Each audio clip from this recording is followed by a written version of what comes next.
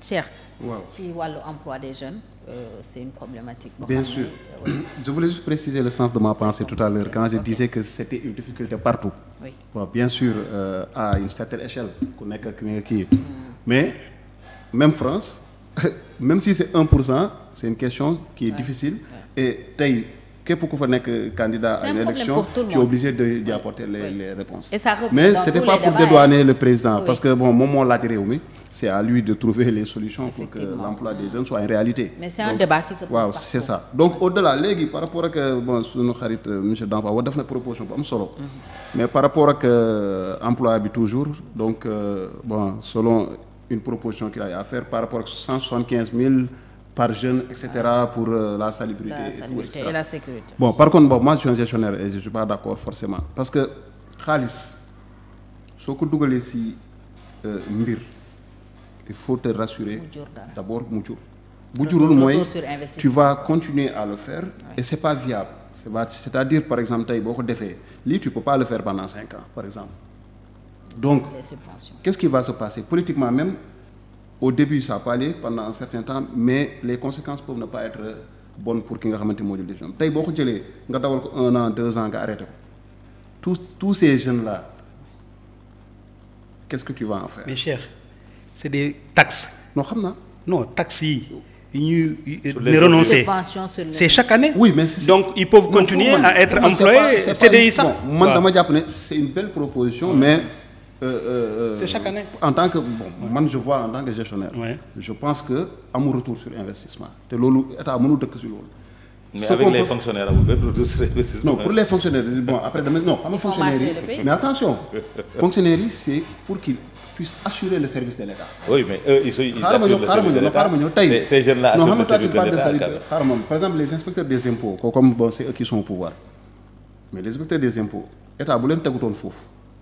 mais kan mooy recouvrer impôt état donc impôt état foog moom ko recouvrer yow tey di nga soxla ay documents administratifs il faut. ñu délivrer la ko il faut que mu am loolu j'ai pas de problème par rapport à ça c'est tout à fait normal et puis si on peut augmenter le nombre ce serait bien mais malheureusement xam nga ne état aussi amul coup de franche mën a ne dama yokk par exemple recrutement ci fonction publique. nee naa le courage la. non yow sa bopp tu as eu à dire que la masse salariale. énorme waaw. la masse salariale est énorme. oui. boo si yokkee mooy da yaa ngi gën a yéegal sa masse salariale. et en retour peut-être que tu n'as pas les coûts comme je disais les coûts de franche pour pouvoir assurer cela mais même su dul dara les institutions de Bretton Woods c'est autre là ñoom lu ñu la bàyyi nga recruter nga def la neex aussi parce que ñoom seen bopp dañ lay wax même pour les subventions les trucs ils ont leur mot à dire par rapport à ça mënoo def lu la neex donc côté boobu noonu je pense pas que ce soit une bonne solution la solution bi ma xalaat mooy état moo war a garantir les conditions pour permettre n'est-ce pas à ce que les jeunes puissent trouver un emploi mais loolu fan lay jaar mooy les investisseurs par exemple yi nga xamante ni ñu ngi ci réew mi n'est-ce pas préférence nationale ñi nga xam ñu ngi fii ñu dooleel leen kattanal leen ba nga xamante ni ñoom ils seront en mesure de recruter recrutement yooyu. il faut qu'ils soient sérieux aussi oui mais dama ne dooleel leen état accompagné. eux aussi il faut qu'ils soient sérieux aussi. ceux qui sont dans le secteur privé. oui il faut qu'ils soient oui le sérieux bon le sérieux s'il n'est pas de. parce que le Sénégalais aussi da nga koy jox marché bu rëy mu dem takk ñaareel. donc voilà bon xam nga léegi nag difficulté quoi. ba léegi aussi beneen côté aussi bon dafa am ñun Sénégalais aussi on a un problème de bon ñu yor yenn koppar yi ils ont un problème de comportement. Ils ont peur du risque. Oui, ils n'ont pas le sens ou bien le goût du risque. Ils l'ont pas. On le leur reproche. Nous, Sénégalais, bon teint, sous ma khalis, qu'est-ce que Immobilier. Je fais? Immobilier, j'emploie combien de personnes? Rien du tout. J'emploie un gardien, à peine je lui paye 50 000. Je prends 2-3 femmes qui vont entretenir le bâtiment. Après, lolo, tu ne recrutes pas. Alors que peut-être si je prends 50 millions ou 100 millions à investir dans le bâtiment, peut-être si j'avais créé une activité lucrative qui va permettre de retomber, peut-être que j'aurais pu employer encore plus de personnes. Donc, bon, il y a la mentalité aussi à révolutionner. Mais on ne donne pas toujours les gaz nécessaires à ces gens-là aussi pour qu'ils investissent. Vous voyez, moi, je investir parce que j'ai investi une fois dans ma dame. Yo, investir, investir dans. Non, tu commences avec 50 000, mais tu n'avances pas. Investir dans. Nit investir nañu lepp ko fayuñu ko nit investir na état ameel ko fay ko. am na ñoo xam ne état moo leen yóbbu ardo. état moo leen ameel fayu leen. ñu daal. mais tu sais que en termes d'investissement en termes de business et ça loolu expérience la tu apprends toujours de ça. oui mais il y a les conditions aussi. voilà mais tout le monde par exemple xam nga am ñoom bu ñu daanoo dañuy jógaat. waaw am ñoom bu ñu daanoo dañuy ne attends bon j'ai essayé une fois ça n'a pas marché je me range damay dem def loo xamante ni moo gën a dal sama xel. sama bâtiment bi il y a moins de risque quoi. voilà intempérie bu amul wala yenn affaire yu grave yi sama bâtiment bi pendant 30 ans. ou bien 50 ans sama bâtiment bi dina fi nekk te dina ma jural même su nekkee li mu may jural dul doon lu xamante ni lu takku la par weer donc je préfère louer le benn appartement nga may fay 300 000 y a pas de problème. donc pendant 30 ans je sais pas man loolu moom may gënal peut-être ma jël dugal xaalis bu bëri. mu mën ma jural aussi des milliards à la fin de l'année. mais au lieu ma def loolu donc côté boobu noonu côté mentalité bi foog ñu xool. léegi nag par rapport ak li nga xamante ni Fatou agriculture bi ñun ñëpp d'accord nañ ne dañ ko war a révolutionner. man yàgg naa wax sa plateau man agriculture ni ñu koy defee Sénégal ils vont motiver aucun jeune à le faire déjà dafa am benn appréhension wala benn aperçu bu si nit ñi am mooy la manière dont on nous présente l'agriculteur sénégalais c'est une personne bi nga xamante ni xam nga ku néew kattan ku amul nit koo xamante ni je ne sais pas si tu vois dans nos médias bu ñu la présenter le cultivateur sénégalais nit ku sonn lañ lay woon. tu parles de l'agriculteur ou bien du cultivateur. du cultivateur je veux dire. mais xam nga kooku ñeme woo kooku personne même su lui il rêve pas que son fils devienne cultivateur boo ko waxee day ne man sama doom damay. ñaan mais le président Diomaye en est un exemple. c'est pas son rêve. bi muy wax bi mu nekkee université mu ne il voulait pas retourner dans les champs. c'est pourquoi mu voulait pas. moi je suis cultivateur de ça c'est une réalité. moo tax mais bon yow cultivateur du dimanche nga toi tu es comme je suis pas agriculteur nag quand même. waaw léegi.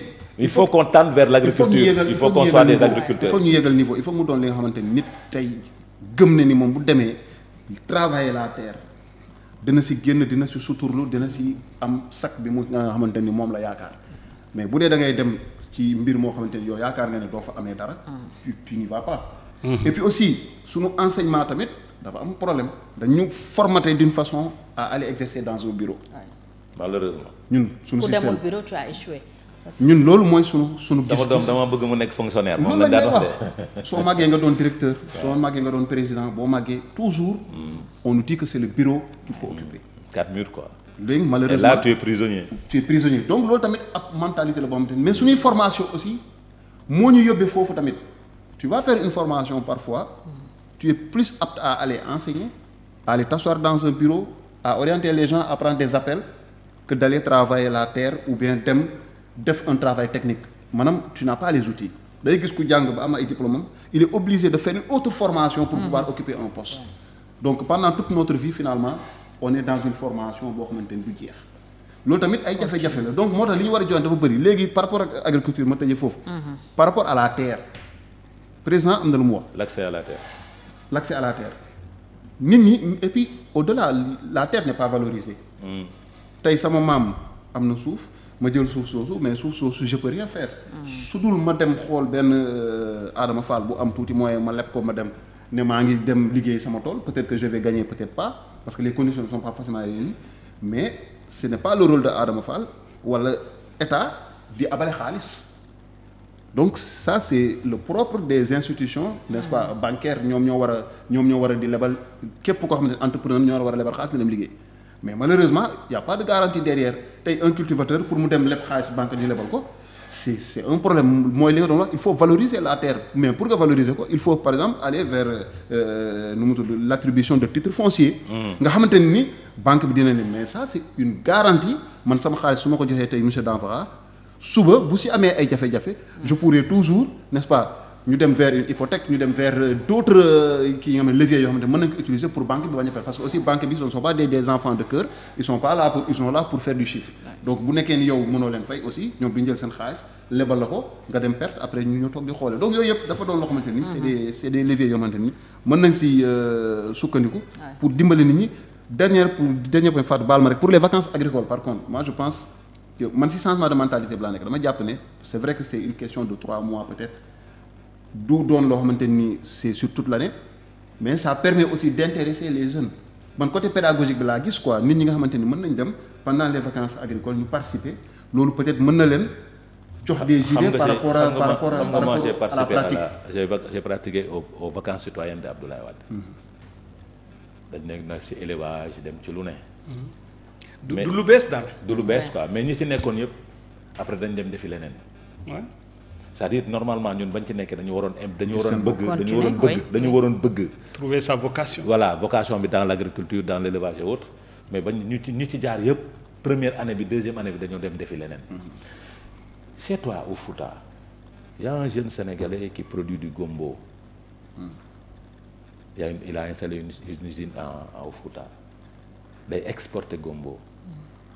L'État ne l'a pas accompagné, il emploie plus de 200 personnes. Au Fouta État accompagné ko mais mi ngi béy gombo mooy. kanja mi ngi koy béy moo koy exporter fi mu ne nii l'État ne l'a pas accompagné au Fouta chez vous. am na un Sénégalais qui vient de l'étranger de Nibissi. qui a fait du blé. de bonne qualité d'ailleurs. de très bonne qualité. c'est-à-dire voici des gens yoo xamante ne dañ leen war a wone en exemple à la population pour ñu gis ni suñu demee ca bay ca tool ba dinañ mën a def lii.